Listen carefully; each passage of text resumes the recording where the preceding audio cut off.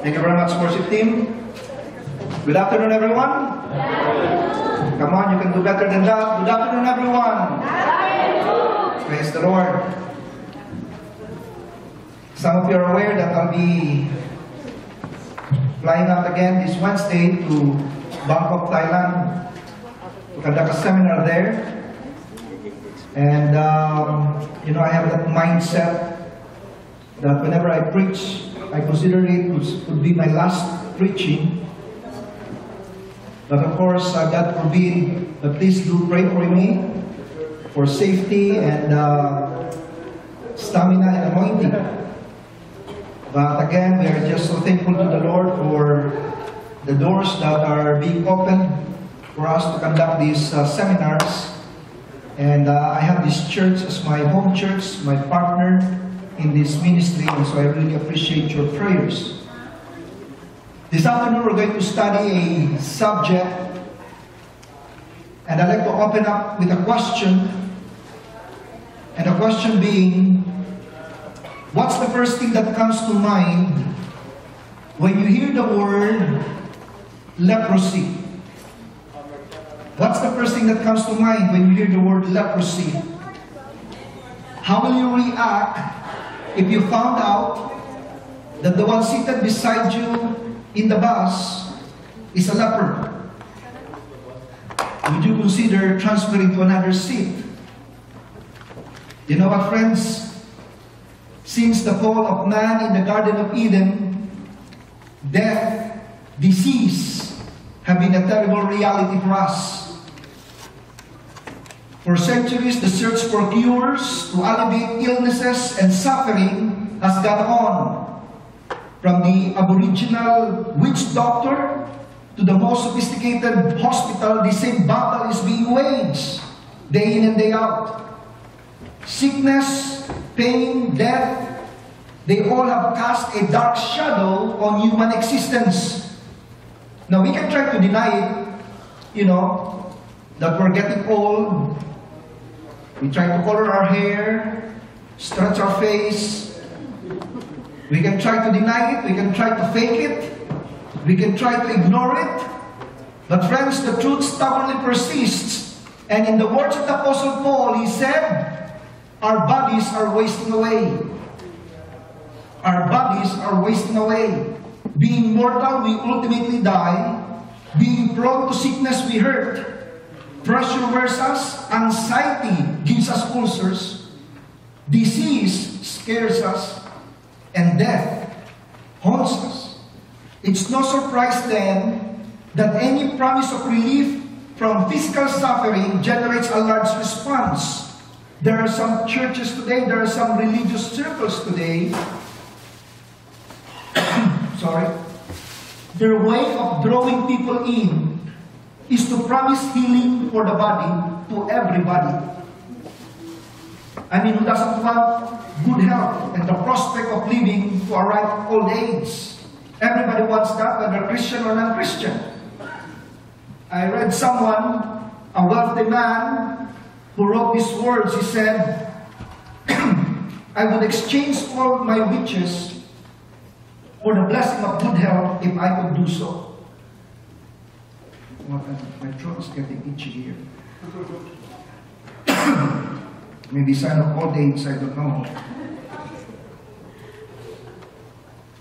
I think I have any water there. Thank you very much.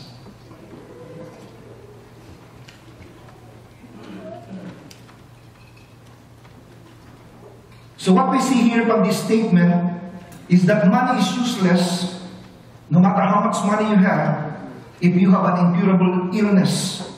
When doctors reach the end of their resources, those who are sick are ready to turn to anyone who offers any cure. They will be willing to travel no matter how far this place is, believe anything, because they have reached the end of the rope. And they reason, what have I got to lose? I'll just try anything. There's nothing like sickness to shake our faith in God. Friends, there's nothing like sickness to shatter our focus on God. Physical suffering is a sure time of crisis. And so to have us a biblical perspective on this subject of physical healing, I'd like for us to think together in this lesson how Christians can learn to appropriate the power of God. I've entitled this message, A Miraculous Moment with the Savior. A Miraculous Moment with the Savior. And we're looking at 5 verses. Luke chapter 5, verses 12 to 16. Let's all stand, please, and let's read this together. Luke chapter 5 from the same translation. All together now. Ready, read. While Jesus was in one of the crowds, a man came along who was covered with leprosy. When he saw Jesus, he fell with his face to the ground and begged him, Lord, if you are willing, you can make me clean. Jesus reached out his hand and touched the man. I am willing, he said, be clean. And immediately the leprosy left him. Then Jesus ordered him, don't tell anyone, but go show yourself to the priest and offer the sacrifices that Moses commanded for your cleansing as their testimony to them.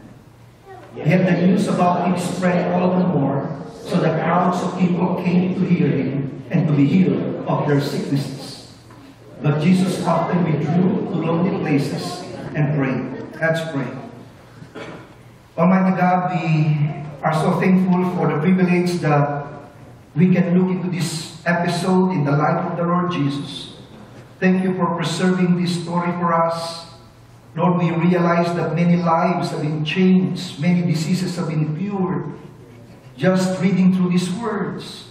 And Lord, we pray that your power will fall upon this church this afternoon. Lord, remove any hindrance now, any doubt, any concern, any fear. Lord, our heart's desire is that indeed we will encounter you in the most powerful way you can. And so, Lord, we just commit ourselves to you this afternoon. In Jesus' name we pray. Amen and amen. Let me take your seats. During the ministry of the Lord Jesus Christ here on earth, no one could mistake his claim as Lord. And what served primarily as the credential signs to authenticate his claims are the miracles. You know, one way to explain this is when you go to the bank, to get some loan, the bank officials will try to, ask you for some credentials, maybe look into your employment record, look at your salary, get some IDs from you, look at your signature, and, all of these credentials in order to allow you to make a loan. Now, your ID and your signature serve as the credential signs to authenticate who you are, and so you can make a claim, or you can make this loan from the bank. Now, what serves as God's ID and God's signature to authenticate his message and his messenger are the miracles. When Jesus Christ came as God's messenger with God's message to Israel, he performed a multitude of signs. There was the healing of the sick, there was the cleansing of lepers, there was the casting out of demons, there was the raising of the dead. All these were done as proof that the nation of Israel should accept his person and receive his message. And so as we now try to investigate one of these recorded miracles, it would be helpful for us to keep in mind the purpose of miracles. They were performed not mainly as acts of mercy. They were that, of course. But friends, even more than just an act of mercy, they are to prove his identity. So here in Luke chapter 5, verses 12 to 16, is the case of the cleansed leper. This is the 6th of the 36 recorded miracles of the Lord Jesus Christ. If you put together Matthew, Mark, Luke, and John, there's about 36 miracles. This is the 6th. Of the first 5 miracles, the Lord Jesus Christ already showed that he has authority over disease, he has authority over the demons, and now here in Luke chapter 5, he's going to demonstrate that he has authority over defilement. So let's journey together and be one of the audience in this miraculous event with the Lord Jesus Christ. In these 5 excitement-filled verses, we hope to learn principles as to how, as Christians, can seek the Lord for healing today. appropriate the power that is available to us. Verse 12 opens up with the words, while Jesus was in one of the towns. The verses before verse 12 tells us that Jesus Christ had just called his first disciples. He called Peter, James, and John. They were fishermen in the Sea of Galilee. And so while Jesus Christ was in one of those towns around the Sea of Galilee, verse 12 continues by saying, a man came along who was covered with leprosy. He was covered with leprosy. The first thing we want to notice here is the condition of the leper. The condition of the leper. Now friends, in biblical times, the term leprosy included several skin diseases, such as skin cancers, herpes, the illness we call leprosy. And again, when I ask you the question, what's the first thing that comes to mind when you hear the word leprosy? Because in the New Testament, in the biblical times, it was a dreaded disease. It was dreaded not so much because it was painful and incurable during the time, but more so because of how people afflicted with leprosy are to be regarded, how they are to be treated. The rabbis at the time, they came up with a code on how to treat the lepers, the kind of treatment they need to have. And here's at least 3 or 4 from their code. It says there, a person who had leprosy was to be cast out of the city gate. He can stay out in the village, but not inside the walled town or city. He is to be considered an outcast for the rest of his life, or until he is pronounced clean by the priest. Number 2 in the code. A leper is not to speak to anyone. He is not to receive or return a salutation. Whoever touches a leper is considered defiled and has to undergo ceremonial purification. Number 3 in the code. Not only actual contact with a leper, but if a leper enters a place, his entrance defiled the habitation. Any garment or house defiled by a leper is to be destroyed by fire. And then number 4 in their code, if a leper walks down the street, number 1, he is required to rend his outer garment so that people will know that he's a leper.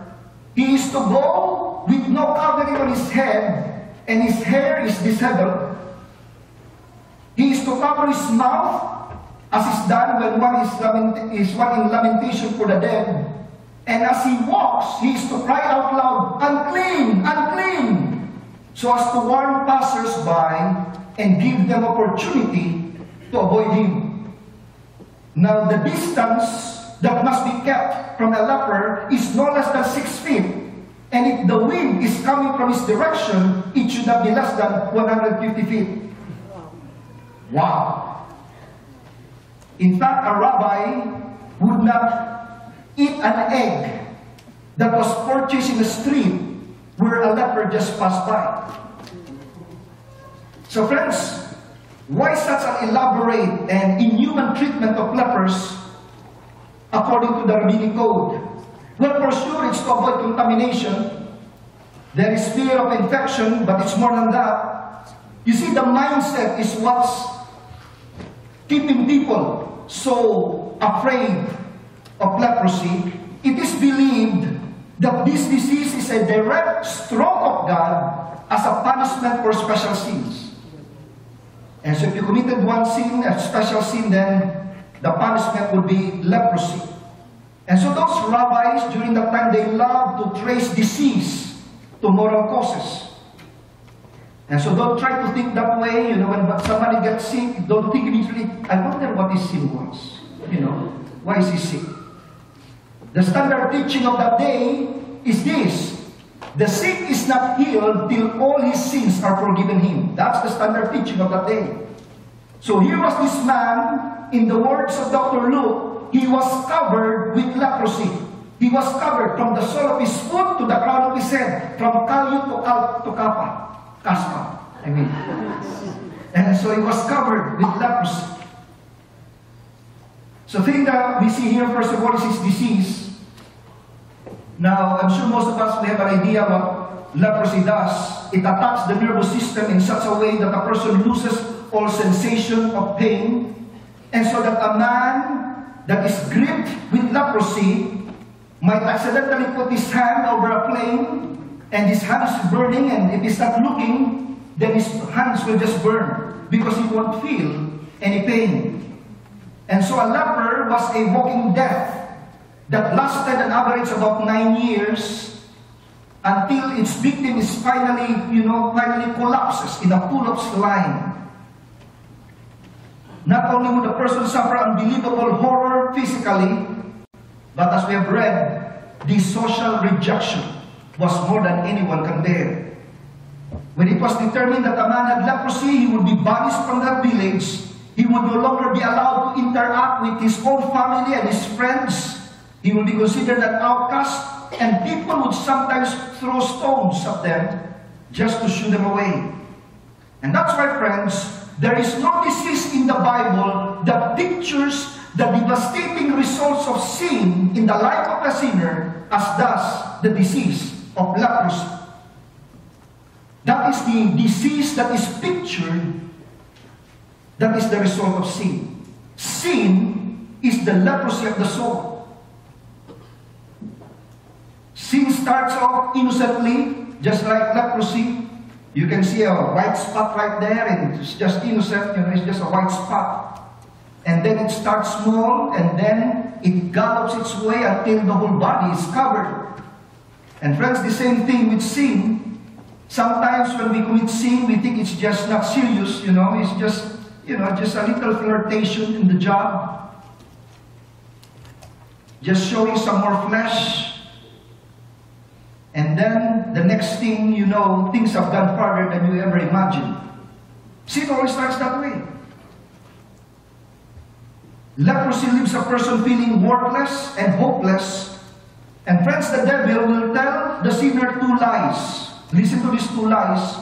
The devil will tell the sinner 2 lies. Number 1 lie, he would say, it's just a little thing. It won't really hurt anyone. Nobody will know about it. Come on, just do it. Yeah, just for an experience. It's okay. If you don't like it, you can always stop. Just do it. That's the first lie.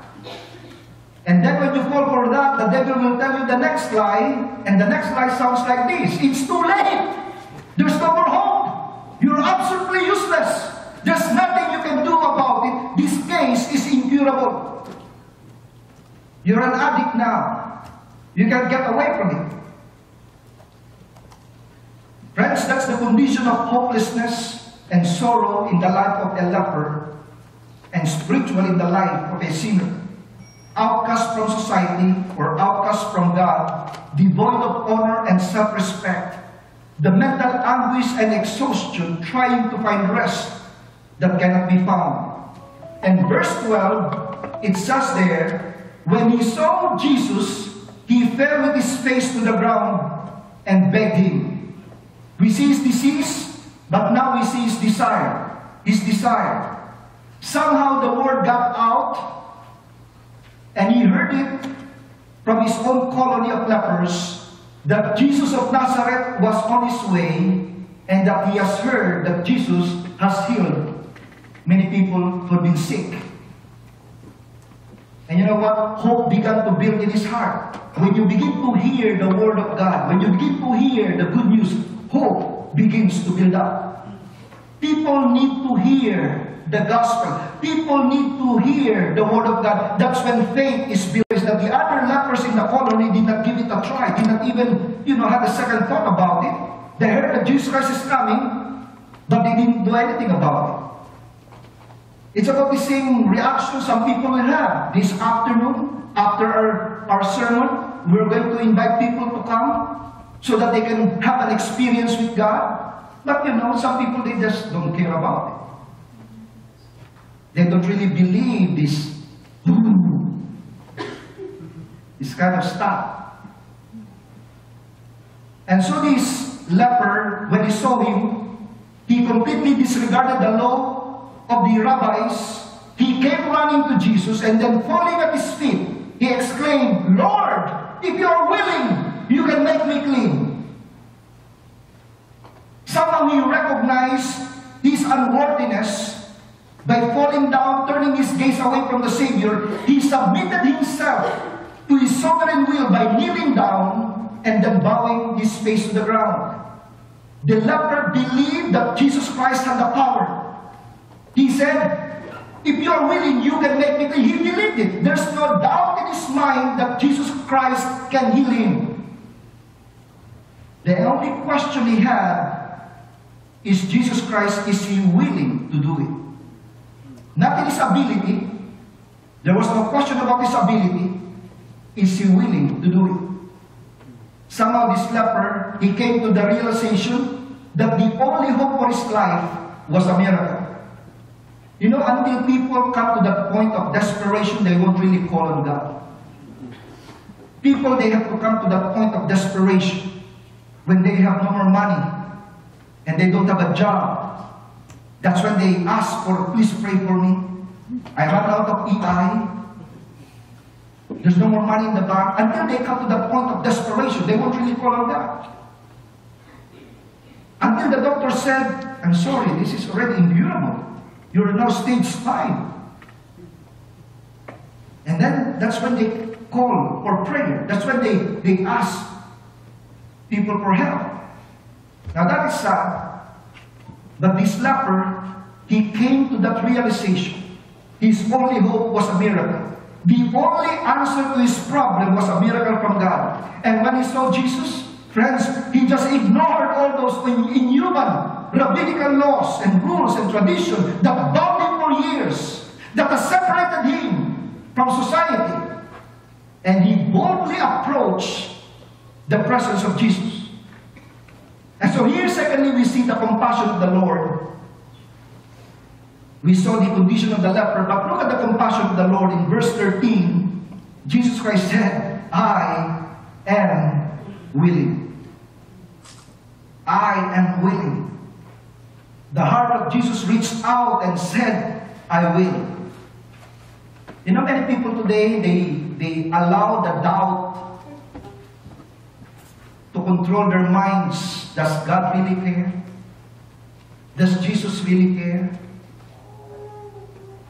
And somehow that doubt has paralyzed them and has caused them to really question the love of God. Well, friends, there's a hymn by that same title, "Does God really care?" or "Does Jesus really care?" So let me just read for you this hymn because it answers the question, does Jesus really care? Does Jesus care? Does Jesus care when my heart is pained too deeply for myth and song? As the burdens press and the cares distress, and the way grows weary and long. Oh yes, He cares, I know He cares. His heart is touched with my grief. When the days are weary and the long nights dreary, I know my Savior cares. Friends, it's not a question of Jesus Christ, does He care? Oftentimes the question is, do you care? Because some of us, we have reached that point where we become indifferent. We just don't care. One time the Lord Jesus Christ said, He said, "How often would I and you wouldn't? How often would I, but it's you who wouldn't." Also He said, you will not come to me that you may have life. And of course the Bible says that whoever will call upon the name of the Lord shall be saved. And so friends, there's no question here. Jesus still touching people today. I will. The only question now is, are we willing? Are we willing to experience His touch? You see, friends, that's the essence of the gospel. Jesus Christ comes down where we are, reaches out His hands of power, and then touches us in our point of need. Jesus Christ has never met a disease He couldn't handle. When the blind man was brought before Him, He gave him sight. When the deaf was brought before Him, He was able to make him hear. When the crippled was made to appear before him, he was able to make him walk. Friends, this afternoon, Jesus Christ can do the same for you. If you come to meet him, he can address your need. But what we need to do? Well, friends, what we need to do is approach the presence of Jesus Christ. We need to approach his presence. Now that takes faith to believe that Jesus Christ has the power. That takes faith to believe. And you know what, friends? When we come forward, when we come to the altar, not only does it take to believe, it takes humility to admit that you have a need. And for many people, it's the humility that's hardest. They are willing to believe Jesus Christ can do it, but to actually come forward and ask for help.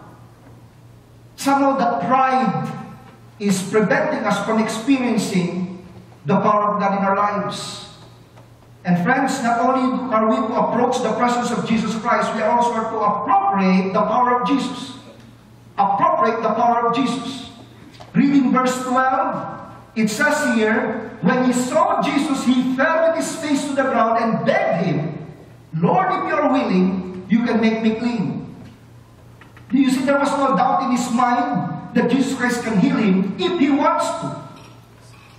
It's just a question of if he wants to. Brothers and sisters, all who came to Jesus were healed. They didn't have a slightest doubt that Jesus Christ can do it. That Jesus Christ has the power to heal them. There was this woman who was sick for 12 years of some blood issue. But she believed that if I can only touch the edge of his cloak, I will be healed. She believed that. If I can only touch the edge of his cloak, I will be healed. There was a centurion who came and he believed. He said, Jesus, if you'll only say the word, even if my servant is not here, I know my servant will get healed. Just say the word. Maybe you have some relatives who are not here, but just say the word and you have the faith to believe. Lord, I believe you. Just say the word. I know my brother. I know my father. I know my mother. They're back in the Philippines, but I know they'll be healed. Brothers and sisters, I have to say this with all conviction that I could muster. I believe in the power of God to heal today. We have every confidence in his ability to cure. Friends, healing comes from the Lord even when we use medicine, when we have surgery, when we have therapy, or the rest are employed. Whether the healing is instantaneous or gradual, even if the healing is complete or just partial, every healing comes from the Lord. We need to approach his presence. We need to appropriate his power. Physical healing can happen today. But now let's read again the leper's plea in verse 12. He said, first of all, if you are willing. If you are willing.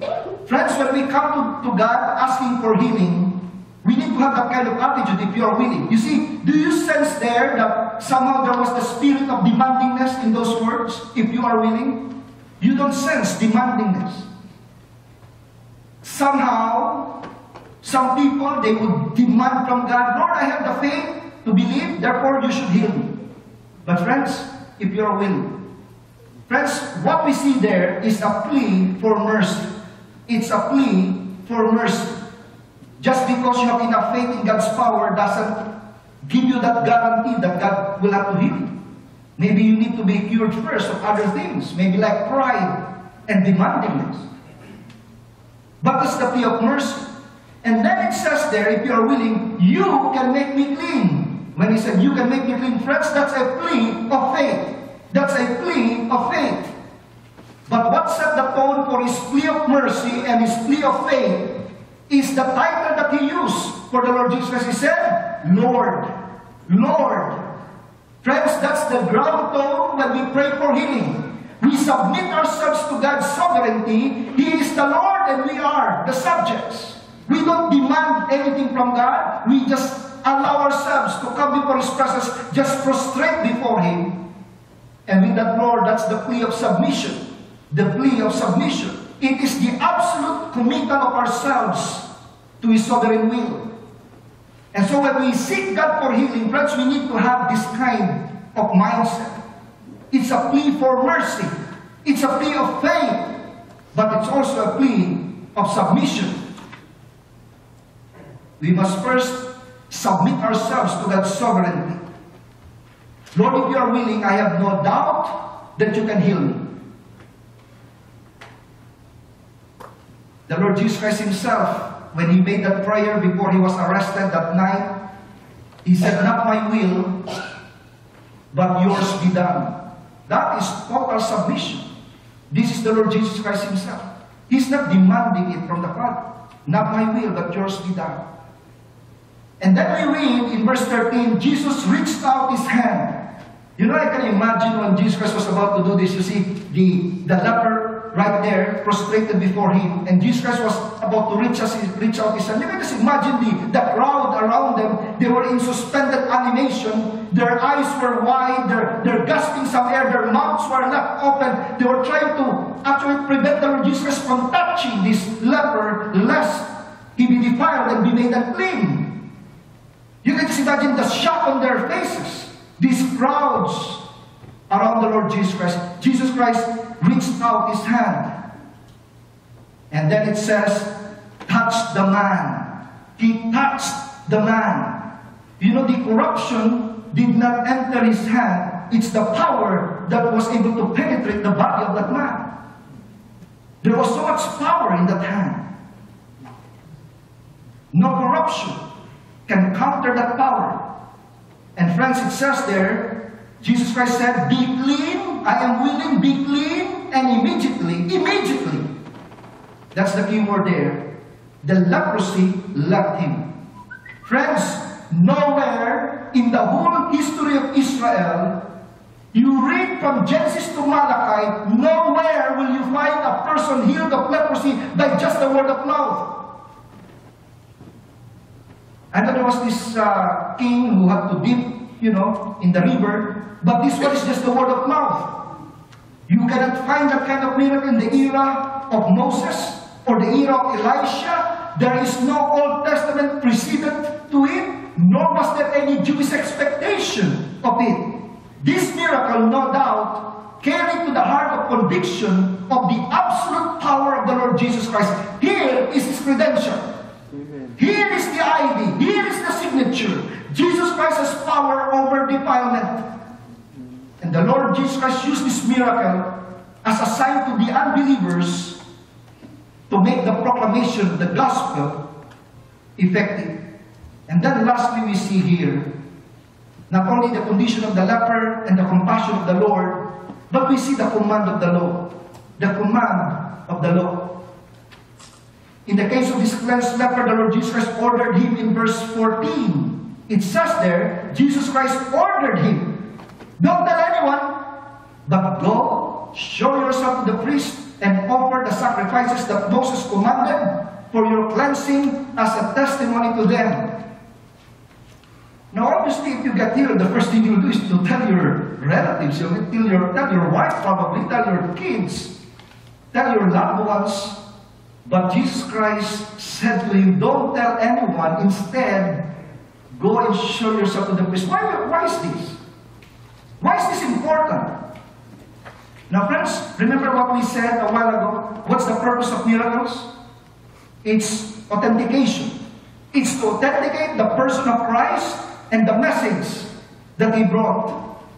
And so what will happen when a man goes to the priest and claim that he was cleansed as a leper? What will happen? Well, friends, first of all, the priest would have to make an inquiry as to the means by which the man had been cleansed. And then, after making that inquiry, once the evidence has been gathered, this will be presented to the Sanhedrin. This is the Supreme Court in the Jewish society for its investigation and final declaration. The 70 most powerful men in all of Israel, the Sanhedrin, they get to hear about this. And then, these religious leaders and the whole nation of Israel will be confronted with the irrefutable evidence that Jesus, who claimed to be the Messiah, had power to cleanse lepers. And so the miracle, just like other miracles, will serve the purpose of generating an investigation into the person of Jesus Christ and his claim to be the Messiah.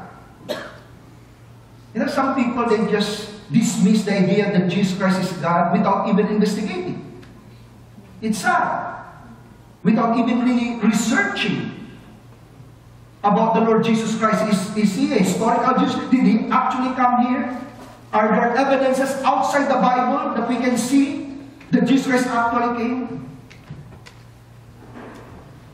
There was that reporter, I'm sure you've heard of Lee Strobel. He is a reporter, an investigative reporter, and he did just that because his wife became a Christian, and he's an atheist, but that's what he did. He investigated the evidence, and then he became a Christian. And so friends, here we can see that Jesus Christ has authority over defilement. You can take every disease, every pain, every sorrow, every suffering, and we can experience His healing touch. There's that beautiful picture of cleansing the leper. When Jesus Christ said, go to the priest, they're talking about Leviticus chapter 14. This is the ceremony that the priest will have to conduct and declare the leper cleansed, and therefore he can be absorbed into the society again. In this beautiful picture of the cleansing of the leper, it also highlights that of all the diseases in the Bible, there is no disease that graphically portrays the terrible, devastating result of sin as does the disease of leprosy. As we've said, leprosy just starts with a little white spot on the skin, and then with that small speck, it goes galloping all over your body until the body just collapses in a pool of slime. Brothers and sisters, sin is the leprosy of the human soul. And here is God's method of cleansing a leper. So here in Leviticus 14, the priest will have to gather some items, 2 living birds. He is to gather, an earthen vessel, a cedar wood, a scarlet thread, and then a hyssop. That's a kind of plant that will be used as a brush. And so what the priest will do, he will get the hyssop, and then he will get the cedar wood, and then place it on top, and then with the scarlet thread, he will tie the hyssop to this cedar wood. He has a handle and he has the brush. And then he will get one of the living birds, he will slit the throat, and then pour the blood on this earthen vessel. And then with the brush and the handle of the cedar wood, he will dip it into the blood, and then with the living bird, he will now apply the blood on the living bird. And then after prayer, a prayer of cleansing, he will now release this living bird. And as far as the east is from the west, so far as God remove our sins from us.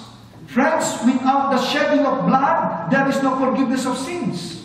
And that's the picture of the cleansing of a leper that is so appropriate, demonstrable of what Christ did on the cross. Without the blood of the Lord Jesus Christ applied on the sinner, we cannot be forgiven of our sins. It's either you die for your sin or somebody else is dying for your sins. It's our choice. But when we're face to face with God, you know that God has given you all the chances in the world. It's not enough to come to church. We need to have that encounter with God. You need to apply the blood of the Lord Jesus Christ on your heart and be cleansed from your sins. Let me call the worship team to join me here now. This afternoon we have this privilege to encounter God, experience this power. But friends, the question really that remains is this: are you willing to come and believe that He is willing? Are you willing to come and believe that He is willing? We'll be singing a song just to prepare our hearts. But again, you know that every service here at Champion Life, we give the Holy Spirit the opportunity. We give you the opportunity to encounter God. And so when you come here, there will be one prayer. The first prayer will be the prayer of salvation. Again, when you come here, I do not know where your heart really is. As I've said, it's not enough to come to church to be a Christian. Because you can be coming to church every Sunday and yet not a Christian. And that's why when you come here, my first prayer is the prayer of receiving the Lord Jesus Christ into your heart. After that first prayer, the L5 here, the team of Elena, they will come and pray for you whatever need, physical, financial, emotional needs you might have. They'll be praying for you. So we'll have the L5 here to join you. But the first prayer is just for salvation. Even if you know you're saved already, but you have some needs, just come to the front. We will just pray the first prayer. And then the L5 will start praying for you. Friends, it's not us who's going to heal you. It's God who's going to touch you. When you come, you're admitting that you have a need. That takes humility. And when you come, you're willing to believe that He is willing. Amen? Let's all stand, shall we, as we sing this song.